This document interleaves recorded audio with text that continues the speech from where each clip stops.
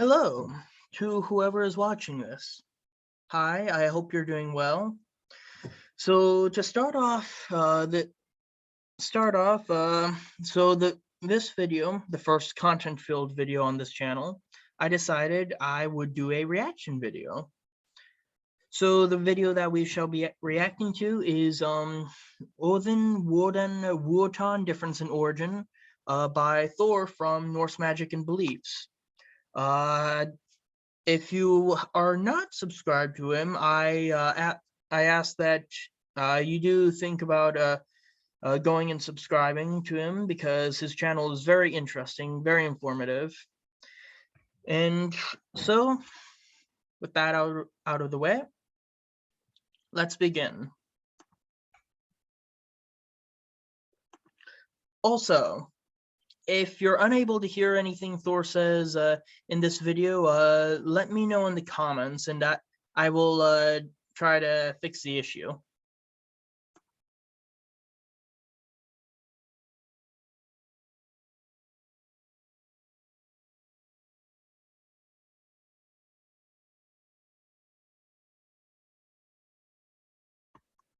When he says the different names of Odin, I'm presuming he means the variations on the name Odin, and not like the various names for the god himself. Gelf being like names like Grimnir or anything like that.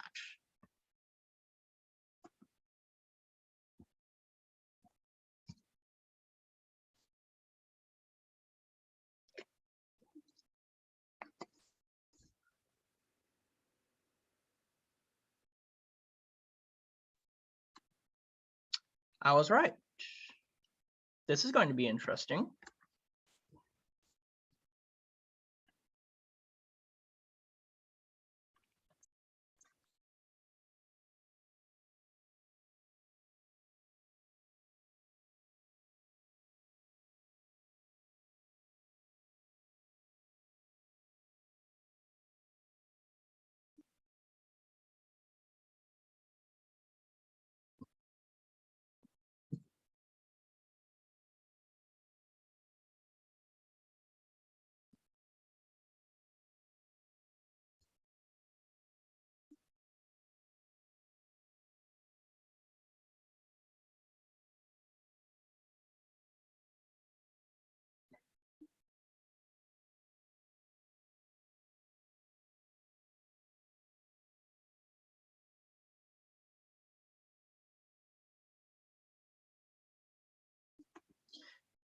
On the one hand, I kind of already knew that most of the mentions of Odin would come from the Nordic legend.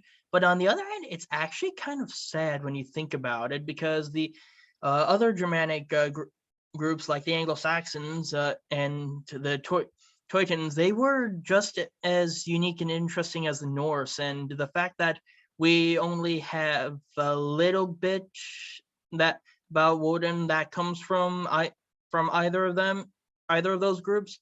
It's that kind of sad.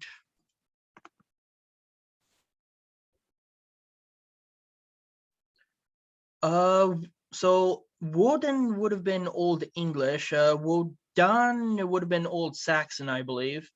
From what I understand, Old English and Old Saxon were not interchangeable. They were very similar. They were both related, but there was a few differences, enough to be noticeable, I believe.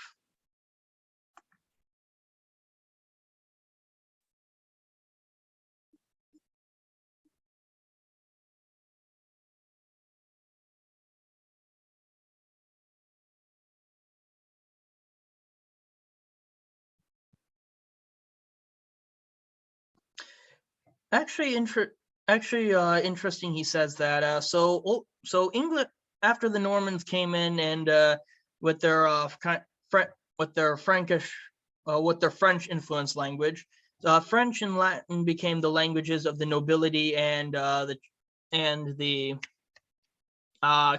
and also like the priests. But English remained the language of the common people, and I, be- I believe it wasn't until the reign of Henry the I want to say Henry the Fifth. Some so, some, but don't quote me on that. But one of the English kings, he actually just made English the language of the nobility again. But by then English had gone from a Germanic Old English to Middle English. So not quite modern English, but we're getting there.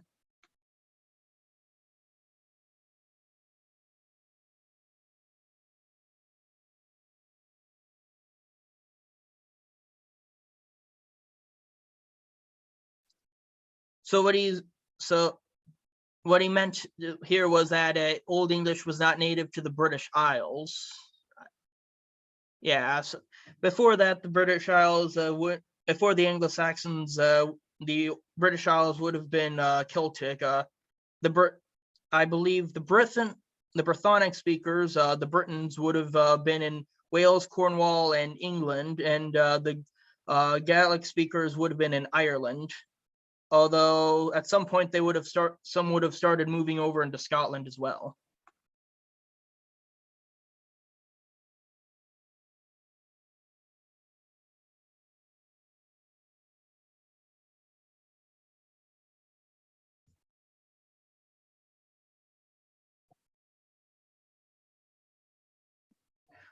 Uh, was Lugh a major Celtic god? Maybe. I'm actually not so well versed in Celtic mythology. Uh, I'll have to look that up.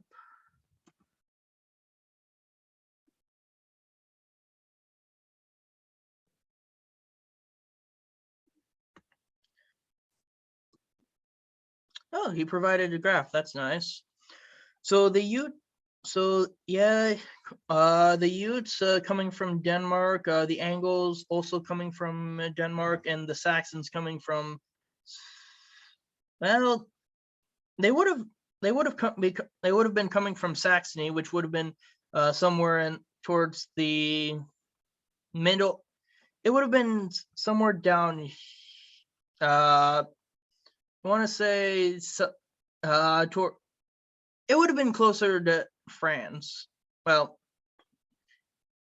yeah, whatever. Either way, they would have been coming to England from from where the graph is showing. Yeah. Actually, a random bit of trivia.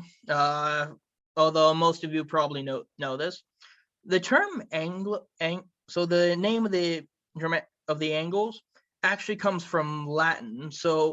Uh, so the term, so the term, well, it's derived from Latin. So Anglo would have meant so it's derived from the terms like Anglo and whatnot are derived from the Latin word for angel because the German Angles would have probably been blonde haired, blue eyed, and fair skinned. So yeah, that's a bit of just a random fact.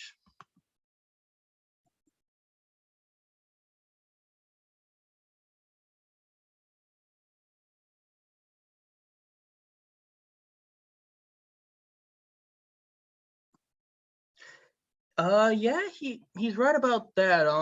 The Britons by the time the Angles, Utes, and Saxons were coming over, the Britons, the Romans had already were if they hadn't left Britain, they were in the process. They were just about ready to leave Britain, and the Britons were left to fend for themselves.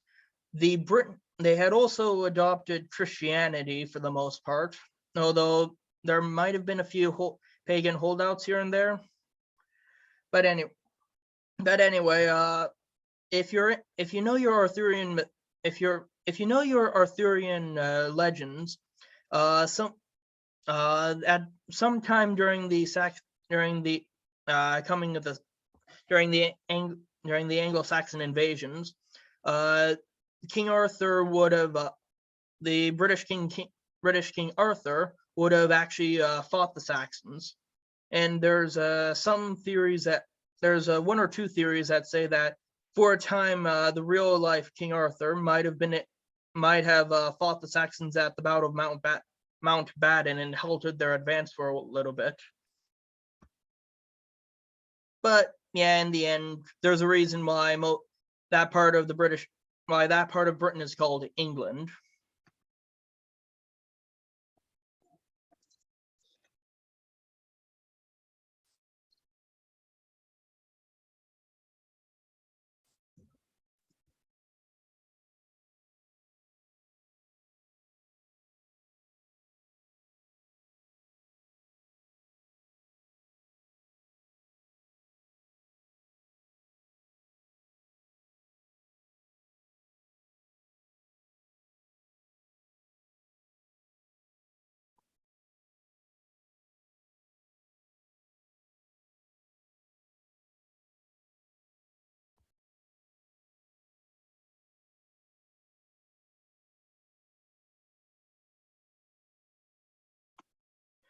From what I understand, Old English was a West Germanic language.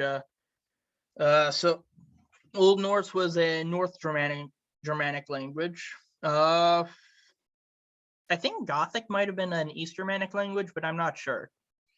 But actually, this what he said about if that hypothetically, if the Normans hadn't conquered England, that English speakers might have been able to understand German and Danish, German and the Nordic speakers, and vice versa. There's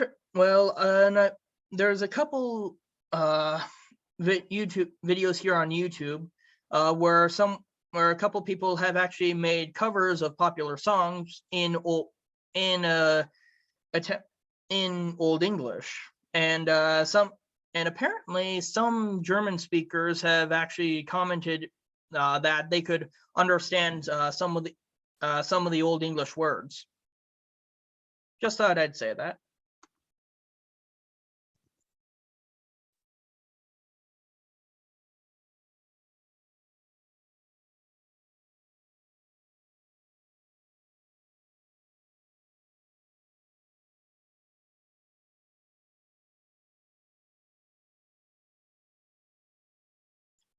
Interesting.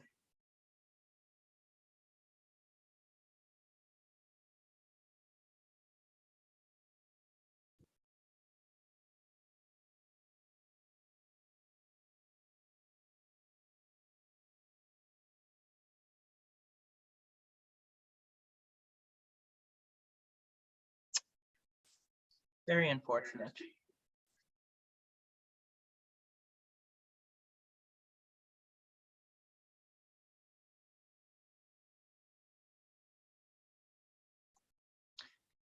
Yeah, a lot of people don't seem to know that little bit of history. It's it's a little unfortunate. Charlemagne, for those of you who don't know this, was the ruler of the Franks, who conquered the Saxons and imposed Christianity on them. He destroyed the Irminsul, which was a pillar of much importance to Saxon spirituality. Coincidentally, he was also crowned Roman Emperor by the Pope, despite the fact there was a Roman Empress in Constantinople. Yeah, Charlemagne was not the true Roman Emperor. Sorry.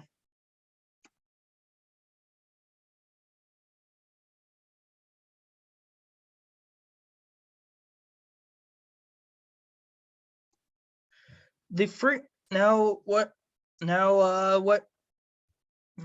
a lot of people also, I'm not sure if a lot of people also know this, but the Frisians who also lived in parts of what is now the modern day Netherlands, some of them also crossed over into England, and at the time of King Al, and I believe that some Frisians also served as mercenaries in King Alfred the Great's navy.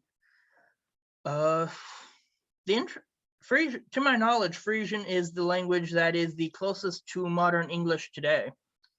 It's still very much a Germanic language, but and you can't sometimes you can't understand it entirely, but it's very similar to English, from what I understand.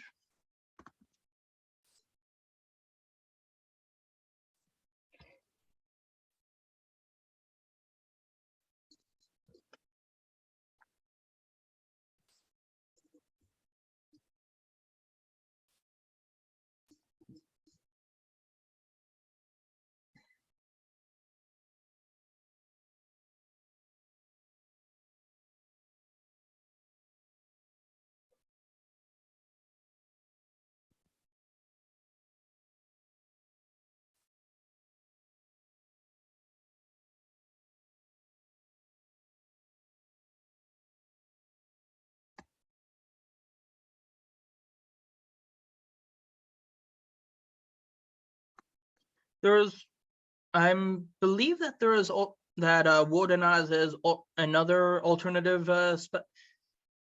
spelling. It was anyway.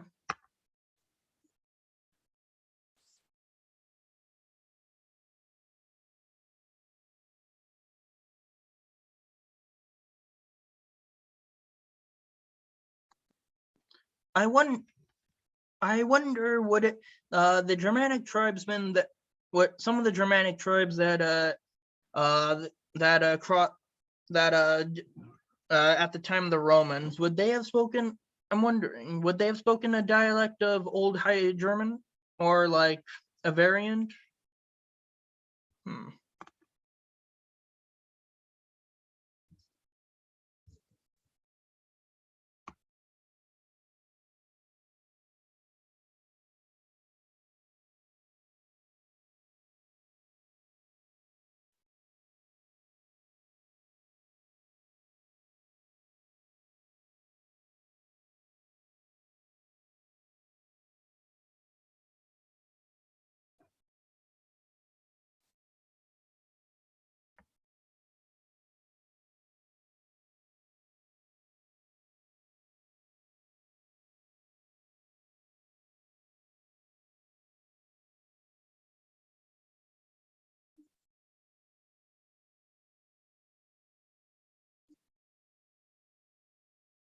Hmm. That's interesting.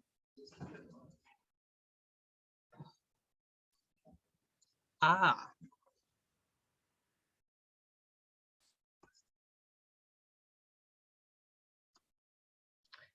yeah, the Germanic tribes during the migration period definitely got around.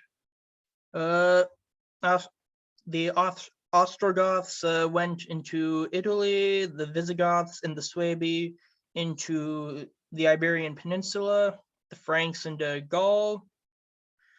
Uh, let's see. Also, the oh wait, I forgot about the Lombards. The Vandals. They were a Germanic tribe that went down into North Africa, established the Second Kingdom of Carthage, or ten. Anyway, I digress. Sorry.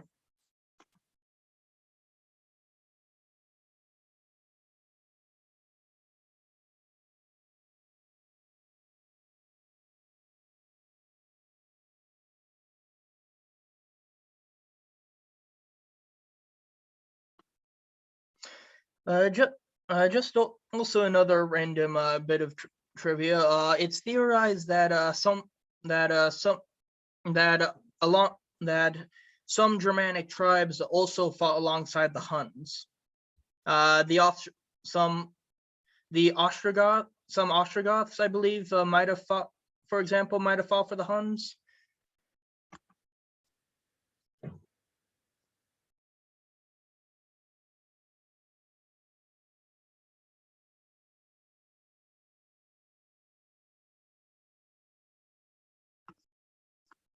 Oh, I think I'm familiar. I'm familiar with what he's talking about. The he was probably about He's probably about to explain it better than I could. But from what I remember reading about it, Woden, he's riding a horse in the woods. Somehow the horse gets injured, and then either he or someone else says something to heal the horse. Uh, now I'm Now he'll probably explain it a lot better and in better detail.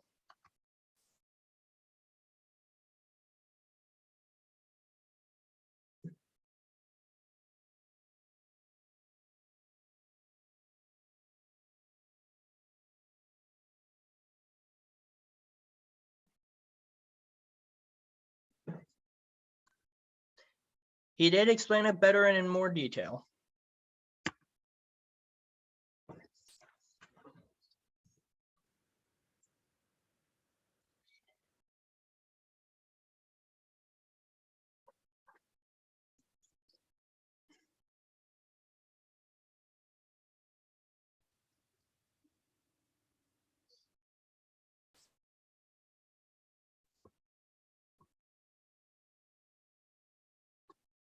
Wodenaz is Proto-Germanic?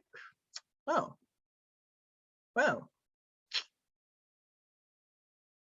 I learned I learned something new.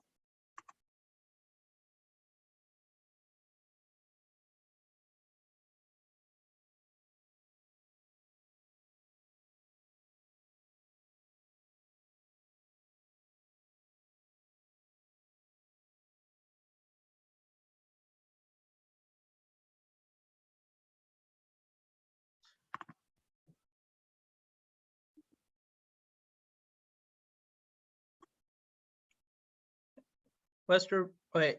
Oh, so I was right. Gothic is East Germanic. Norse. Wait. Oh, wait. Danish and Swedish are more closely related than Icelandic and Norwegian. But actually, well, that would. Oh, sorry. I once read somewhere that some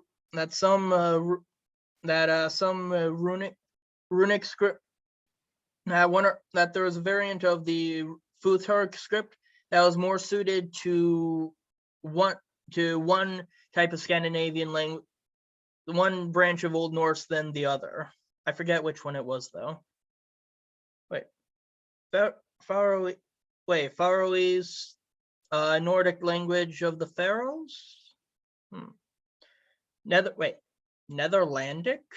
Is that whoever made this graph? Were they referring? Did they mean Dutch when they wrote Netherlandic? I've legitimately never heard that never heard of that language of that. Well, I've never heard of that word. Period. So, I'm very confused when Netherlandic. Huh.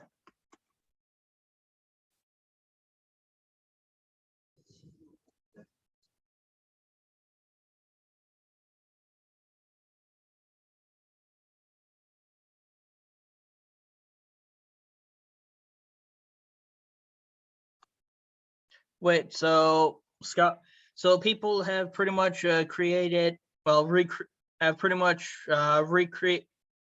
Well, have recreated a dead language using only other dead languages with no written sources to go by.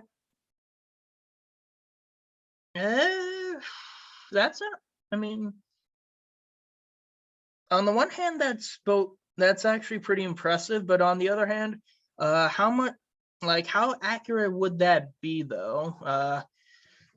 Well, clear, like I'm not saying it's impossible, but it's very curious. That's a very curious thing to do. Hmm. But still, it's also pretty interesting.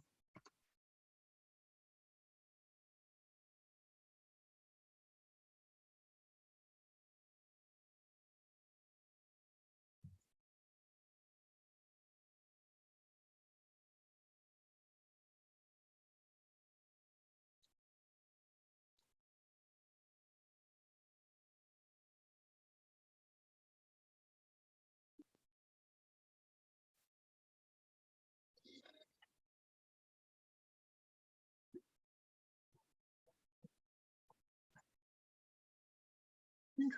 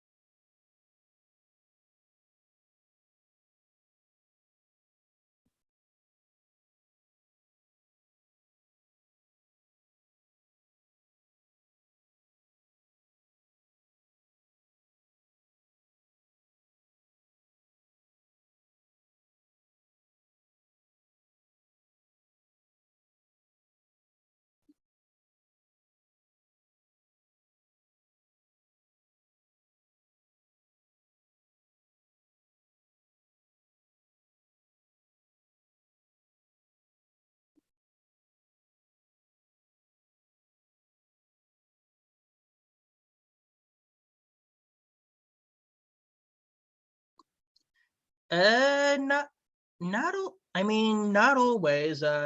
British. I mean, the thing about British English and well, British English and American English is that some words, well, it's like any other dialect. For the most part, you can probably guess the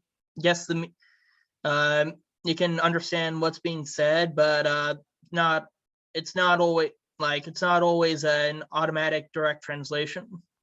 Uh, I mean, you get if you uh, if you know if you're American or British, then you can probably understand what I'm getting at. But all right, let's.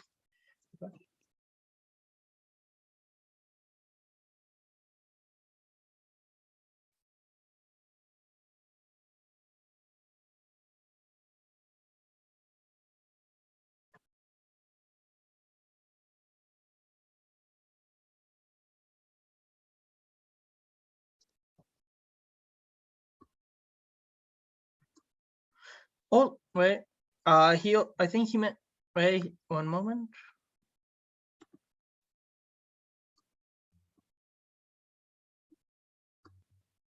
Sorry.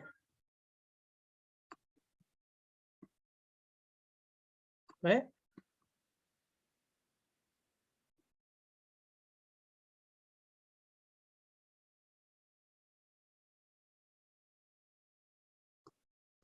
Uh, speak. He. Well, now I'm reminded that there. That Doc. I believe Dr. Jackson Crawford and Simon Roper on uh, if you two don't know, they're both well. I want they both have you. They have YouTube channels.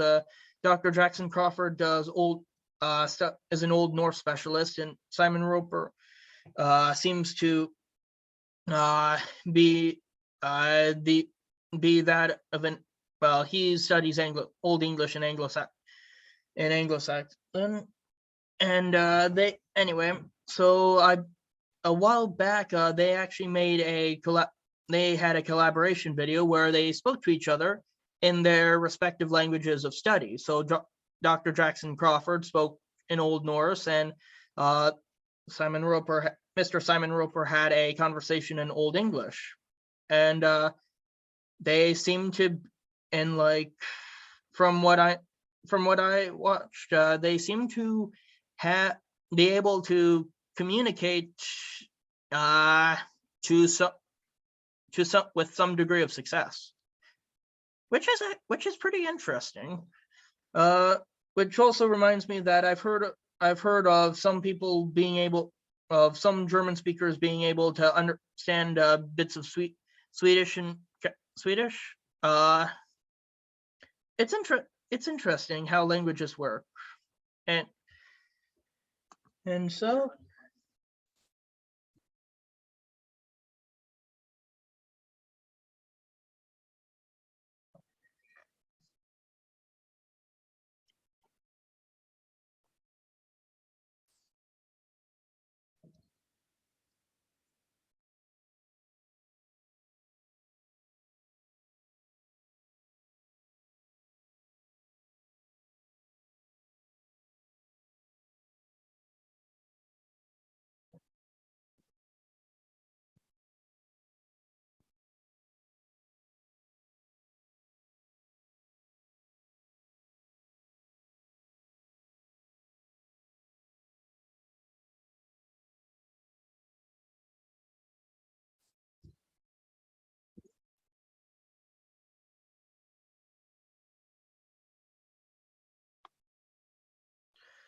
All right. All right, so that was the end of that video.